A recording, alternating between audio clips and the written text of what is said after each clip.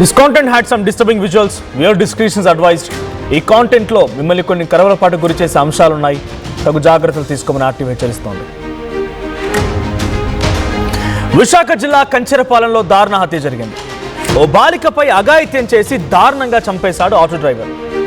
భిక్షాటన చేసుకునేటువంటి ఆ బాలికని చేరదీసి లోపరుచుకున్నాడు సురేష్ అనే ఒక ఆటో డ్రైవర్.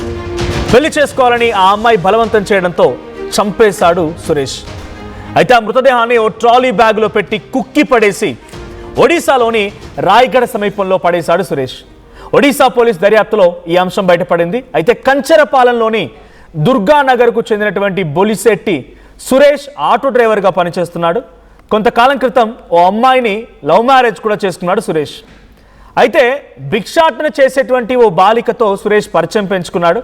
తనకెవరూ లేరని ఆ మహిళ చెప్పడంతో, అంటే ఆ భిక్షాటన చేసుకున్నటువంటి ఆ అమ్మాయి చెప్పడంతో తనకు పెళ్ళయిందని, ఓ గర్భిణీ భార్య కూడా ఉందని, తనకు సహాయంగా ఉండాలని చెప్పి ఆ బాలికని ఇంటికి తీసుకెళ్లాడు సురేష్.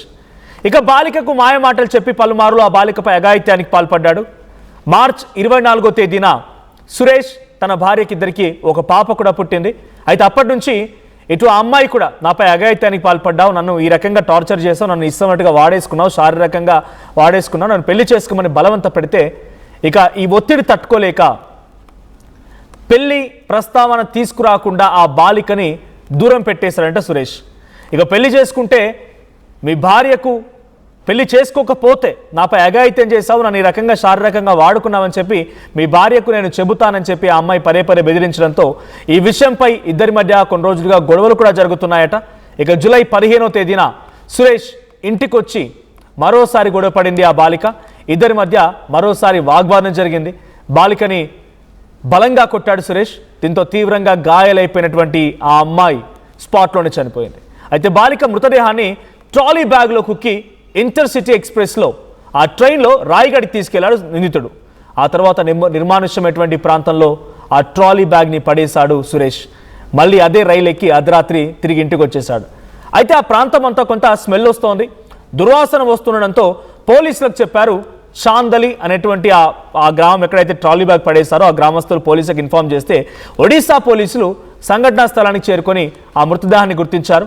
అనుమానాస్పద మృతదేహంగా కేసు నమోదు చేస్తున్నారు. ఆ తర్వాత ఇన్వెస్టిగేషన్ చేస్తే phone signals and call data ఆధారంగా సురేష్ నెంబర్ని గుర్తించారు.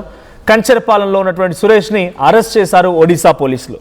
సో ఒక భిక్షాటన చేసుకునేటువంటి అమ్మాయి ఆటో డ్రైవర్ అయినటువంటి సురేష్, కంచెరపాలెం దుర్గానగర్ చెందినటువంటి సురేష్కి పరిచయం అయింది. ఆ పరిచయం కాస్త ఆ అమ్మాయి నాకు ఎవరు లేడని చెప్పడంతో ఆ అమ్మాయిని కొంత మాయమాటలు చెప్పి నా భార్యకు తోడుగా ఉండమని చెప్పి సురేష్ ఇంటికి తీసుకురావడం, ఆ గర్భిణీ భార్యకి తోడుగా ఉండని తీసుకొచ్చినట్టు ఆ అమ్మాయి పైన పలుమార్లు అఘాయిత్యానికి పాల్పడడం, ఆ అమ్మాయి ఎలాగైనా సరే ఇక పెళ్లి చేసుకోవాలని చెప్పి ఒత్తిడి పెంచడంతో ఆ అమ్మాయిని అడ్డు తొలగించడం కోసం నీ భార్యకు చెప్తాను, మా ఇద్దరి మధ్య శారీరక సంబంధం విషయం అని చెప్పి ఆ అమ్మాయి చెప్తుండడంతో ఇలాగే అడ్డు తొలగించుకోవాలని సురేష్ ఆ అమ్మాయిని హతమార్చి ఓ ట్రైన్లో ట్రాలీ బ్యాగ్లో పెట్టేసి ట్రైన్లో ఆ అమ్మాయిని తీసుకెళ్లి రాయగఢ్ ప్రాంతంలో చాందలి దగ్గర ఆ అమ్మాయి మృతదేహాన్ని పడేశాడు. వాసన వస్తుండడంతో పోలీసులు గమనించి ఆ అమ్మాయికి సంబంధించినటువంటి మృతదేహాన్ని ఒక అనుమానాస్పద మృతదేహంగా కేసు నమోదు చేశారు. ఆ తర్వాత అసలు విషయం బయటపడింది. సో విజువల్స్ మనకు కనబడుతున్నటువంటి ఆ సూట్ కేసు ఇదే బ్లూ కలర్ సూట్ కేసులో ఆ అమ్మాయి మృతదేహాన్ని కుక్కి పడేసి ఆ ప్రాంతానికి తీసుకెళ్లి పడవేశాడు సురేష్. సో ప్రస్తుతానికి ఒడిశా పోలీసు అరెస్ట్ చేశారు. సో ఒకసారి ఈ సంఘటన పైన భార్య మాట్లాడుకొచ్చింది, సురేష్ భార్య అండ్ ఆ చుట్టుపక్కల స్థానికులు కూడా మాట్లాడారు. వారు ఏం మాట్లాడారో చూద్దాం. తల్లిదండ్రులు ఎవరు లేరు, నేను చిన్నప్పటి నుంచి అనాథగానే పెరిగాను. వాళ్ళ అమ్మ అనాథని చెప్తే వాళ్ళ అమ్మాయి గారే తీసుకుని వెళ్ళి నాకు పెళ్లి చేశాను.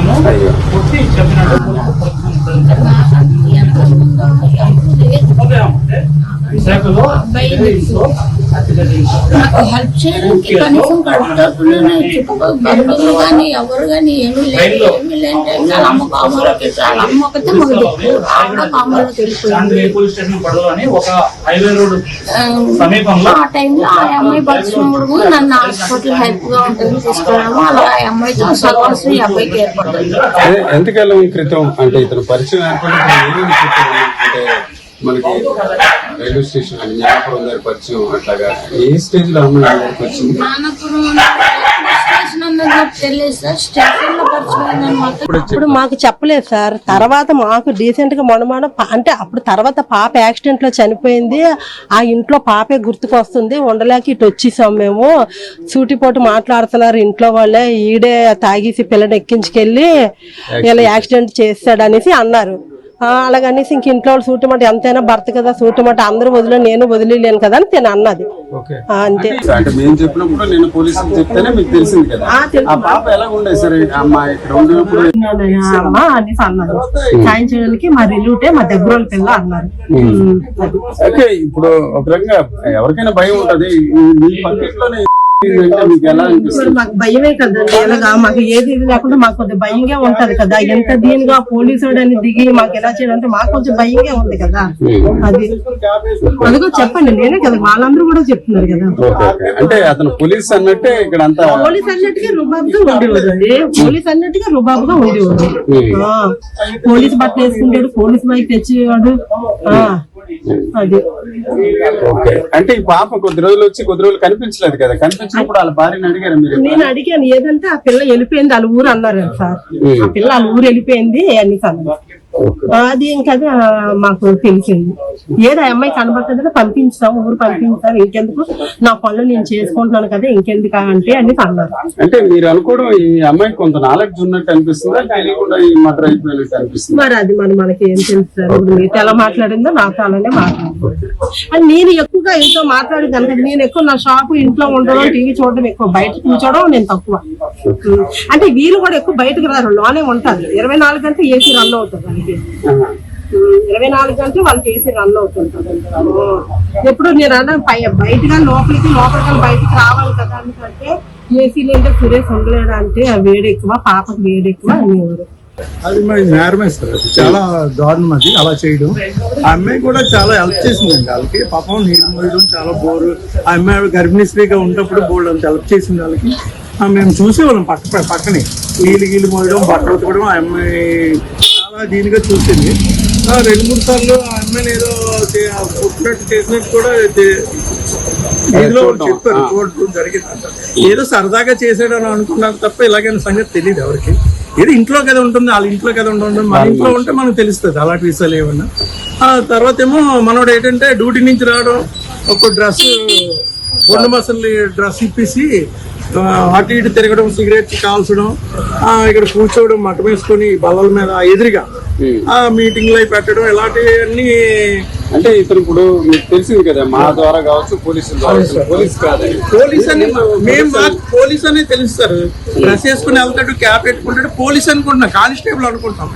మాకు రైల్వే పోలీసా లేకపోతే లోకల్ పోలీస్ అనే సంగతి మనకు తెలియదు. పోలీస్ అనే సంగతి తెలుసు కానీ ఏ పోలీస్ అనేది కూడా ఆయన ఎప్పుడు అడగలేదు. పక్కనే ఉంటున్నాం కానీ ఎప్పుడు కలలేదు, ఎప్పుడు అడగలేదు. ఓకే.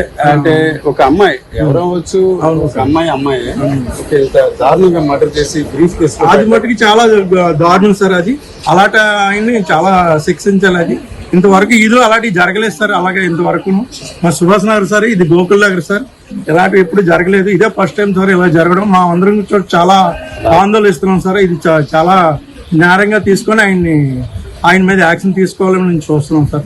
ఓకే బాబు, మీరు కూడా అంటే ఎవరి ఇంట్లోనూ కూడా ఇలా జరగకూడదు, కానీ మీ వీధిలో ఇట్లా జరిగింది. ఒక రకంగా కొద్దిగా బాధపడుతున్నారా, కోపంగా అట్లా అనిపిస్తుంది? ఉంటాయి కదా, మా ఉన్న ఏరియాలో జరుగుతుందంటే మాకు కొద్దిగా బాధగా ఉంటుంది. స్థానిక ఎప్పుడు చెప్పి ఏ ఏరియా కదా, మా ఏరియా జరిగింది మాకు కొద్దిగా బాధగా ఉంటుంది. మాకు అంటే ఈ సురేష్ ఎప్పుడైనా మీరు ఇట్లా చూసారా? సురేష్ ని ఎలా ఉండవు? సురేష్ అయితే మాకు పరిచయం లేదంటే మేము అందరూ ఎంచుంటే ఆయన బయట కూర్చోవడం, సిగరెట్ కాల్చడం, సిగరెట్ తాగడం ఇచ్చిన ఆయన ఒడిలో చేస్తాం. ఏ పని చేసిన మంత్ ఆయన బయట తాగుతాడు, టిఫిన్ తిన్న బయట తాగుతాడు, సిగరెట్ మీద చెట్లు ఉండవు, బీర్ తాగుతాడు, సిగరెట్ తాగుతాడు. ఆయన పోలీస్ కాదా? ఆయనే అలా చేసినప్పుడు మనలాంటి వాళ్ళు మేము అడుగుతాం సార్. పబ్లిక్ పోలీస్ కదా ఆయన మేము అడగలేకపోయాం అనమాట. అది ఇప్పుడు తెలిసింది ఆయన డ్రైవర్ అనే సంగతి. కానిస్టేబుల్ లాగే పెద్ద బిల్డప్, చాలా దీనిగా డ్రెస్ గీస్ వేసుకొని ఒక సీఏ అలాగే వెళ్తారో ఆ పొజిషన్ లో వెళ్ళేవాడు డ్యూటీకి. అలాగే వెళ్ళేవాడు డ్యూటీకి. మేమందరం అలాగే అనుకున్నాం, పొజిషన్ లో ఉన్నాడు కదా డ్యూటీలో. సంగతి మాకు తెలియదు. ఈ డ్రైవర్ అనే సంగతి మాకు ఇప్పుడు తెలిసింది. ఇండియన్ అయిన తర్వాత తెలిసింది. కానీ సార్ ఆయన మటుకు ఒక సీఏ లాగా క్యాప్ పెట్టుకుని బండి మీద వెళ్తుంటే ఒక సీఏ వెళ్ళినట్టు వెళ్ళేవాడు సార్. మేము కూడా ఆశ్చర్యపోయాం, అమ్మ మంచి పొజిషన్ లో ఉన్నాడు కదా డ్యూటీ, ఈయన చేసే డ్యూటీ అనుకునేవాళ్ళు. కానీ మనకు తెలియదా కదా సార్, ఇప్పుడు తెలిసింది ఆ విషయం. సరే, అదే ఒక రకంగా ఇప్పుడు ఈ విషయం తెలిసాక అట్లాంటి వ్యక్తుల మీద ఎలాగ చర్యలు తీసుకోవాలని ఇంట్లో చంపేసి దాన్ని తీసుకెళ్ళి ఎక్కడో చేయడం అంటే అది చాలా అన్యాయం కూడా. అదే మనోడు ముందుగా దాన్ని ప్లాన్ చేసుకొని చేశాడు. అంటే వాళ్ళ వైఫ్ తో మేము మాట్లాడాం, అన్ఎక్స్పెక్టెడ్ గా ఇలా కొడితే చచ్చిపోయిందని మీకు చెప్పాడట. అయితే చనిపోవచ్చు, బట్ బ్రీఫ్ కేసులో పెట్టడం ఇట్లాంటివి ఆయన తప్పించుకునే ప్రయత్నంలో చేసిన పనులు అండి అటు కూడా తప్పించి చేసుకుని ప్రయత్నం చేసిన పనులు అని లోపల కొట్టినా చనిపోయింది కాబట్టి ఆయన దాన్ని ఎవరికి తెలియకూడదు అనే ఉద్దేశంతో ఆయన అది ఇక్కడే సార్ మేము కనబడేవాడు. అంటే మేము డ్యూటీ నుంచి వచ్చినప్పుడు అక్కడ కనబడేవాడు, ఇలా వచ్చినప్పుడు చూసేవాళ్ళం అంతే. మేము ఎక్కువ మాట్లాడేవాం కదా, అతను బిహేవియర్ అలా ఉండేది. మాకంటే మా ఇటుపక్క కానీ ఎక్కువ ఇటుపక్క మీరు కాదు. ఏదో కాబట్టి పాలు బయటకు దేనికి వచ్చేవాళ్ళు అంతే కానీ అంతమంది దేనికి వచ్చేవాళ్ళు కాదు. అది బిహేవ్ చేసి మేమే వెళ్ళిపోయాం, ఎక్కువ మాట్లాడేవాళ్ళం ఎవరిని అనేవాడు కాదు. అంటే అతను కూడా ఎవరు తెచ్చేవాడు కాదు. హడావుడు అయితే ఉండేది. అయితే ఉండేది కానీ మా ఊసి ఇటుపక్క అంటే ఇటుపక్క లేడీస్ తో మిస్బిహేవ్ కానీ అలాంటిదేం లేదు. అయితే ఓవరాల్ గా ఇప్పుడు ఒక ఎక్కడైనా సంఘటన ఏ ఊర్లో జరిగినా మనం ఇంటికి రియాక్ట్ అవుతాం. అది మన ఇంటి పక్కనే జరిగింది. మరి మాకు అదే మాకు రాత్రి అంతమంది వచ్చినంత మాకు తెలియదు ఇలా జరిగిందని సార్. అక్కడికి వచ్చి కానిస్టేబుల్ పడ్డట్టుగానే ఎందుకంటే ఏదో చిన్న ఆర్గ్యుమెంట్లు ఏమి అవుతున్నాయి కానీ అప్పుడు తెలిసింది మాకు 8 నుంచి చూస్తే మర్డర్ అయింది అన్నారు. ఇలా జరిగిందంటే అప్పుడు రాత్రి తెలిసింది. అప్పుడు పక్కింటి వాళ్ళు కూడా తెలియదు. ఓకే, ఇది ఈరోజు ఒక బ్రీఫ్ కేసు. అంటే కంచరపాలెంలో హత్య చేసి దాదాపుగా 200 కిలోమీటర్ల దూరంలో రాయగడ తీసుకెళ్లాడు, అక్కడ నిర్మానుషం. ఇదంతా కూడా క్రిమినల్ యాక్టివిటీలో భాగంగానే సురేష్ చేసినట్టు తెలుస్తుంది అని ఇక్కడ స్థానికులు చెప్తున్నారు. అట్లాగే అలాంటి వ్యక్తిపై కఠిన చర్యలు తీసుకోవాలన్న అభిప్రాయం కూడా ఈ దుర్గానగర్ అలాగే సుభాష్ నగర్ ప్రజల్లో వ్యక్తం అవుతుంది. కెమెరా పర్సన్ తిరుపతితో రామచంద్రరావు, RTV, దుర్గానగర్ నుంచి. నేను అన్నది తల్లిదండ్రులు ఎవరు లేరు. నేను చిన్నప్పటి నుంచి అనాథగానే పెరిగాను. వాళ్ళ అమ్మ అనాథని చెప్తే వాళ్ళ అమ్మాయి గారే తీసుకుని వెళ్ళి నాకు పెళ్లి చేశాను.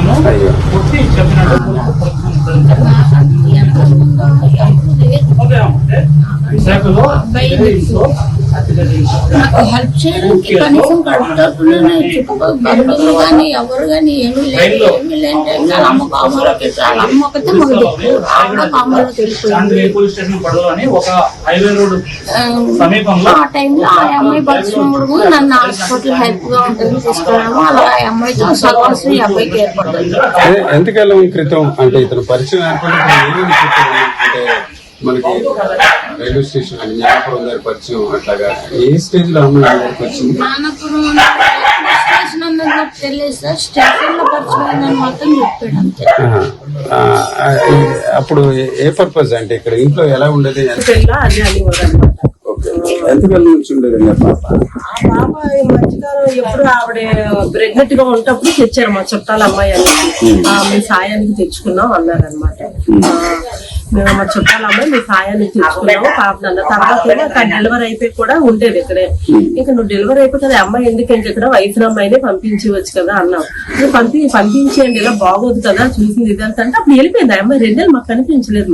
మరి ఇది ఎప్పుడు జరిగిందేమో మాకు సంవత్సరం లేదండి, సంవత్సరం లేదు. దగ్గర ఒక ఆవిడ డెలివరీ అయ్యి దగ్గర ఒక 4-5 నెలలు ఉంది పాప ఇక్కడ. అంటే బాగానే ఉండదు. మీరు పక్కనే కదా మాట్లాడేదా పాప? తెలుగు వచ్చా? ఆ పిల్లకి మేము మాట్లాడేవాళ్ళం కదా. ఏంటి వైద్యం తెచ్చుకొని పిల్లడు ఇదని అంటే ఆ పిల్ల మరి మాకు సాయాన్ని తెచ్చుకున్నాం అంటే మా చుట్టాల అమ్మాయి అని మనకేం తెలుసు. అంటే నేను ఈ విషయం తెలిసి ఒకసారి షాక్ అయ్యారా మీరు? షాక్ అయ్యాం మరి. ఇదేంటి ఎలాగని మరి షాక్ అవుతాం కదా ఎలాగా. అది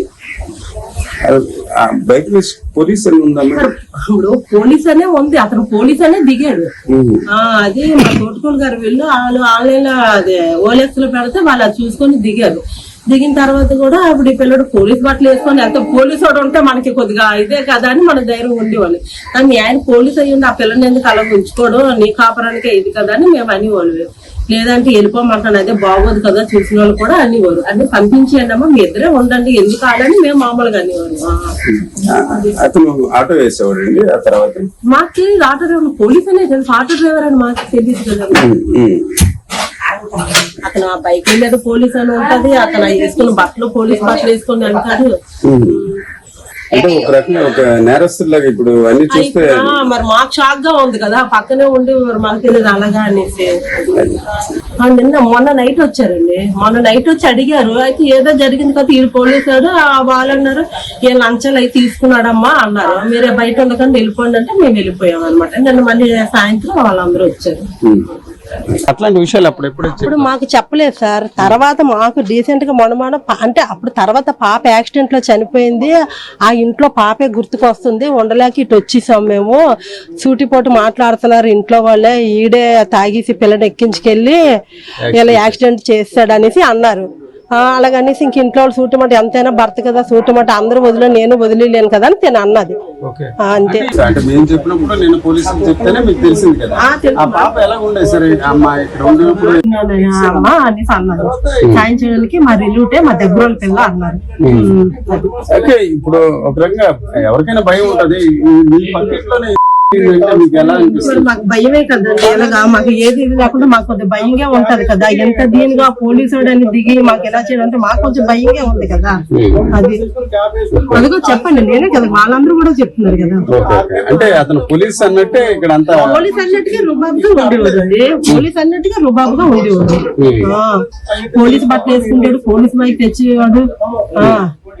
అది అంటే ఈ పాప కొద్ది రోజులు వచ్చి కొద్ది రోజులు కనిపించలేదు కదా. కనిపించినప్పుడు వాళ్ళ భార్యని అడిగారు మీరు? నేను అడిగాను, ఏదంటే ఆ పిల్ల వెళ్ళిపోయింది వాళ్ళ ఊరు అన్నారు సార్.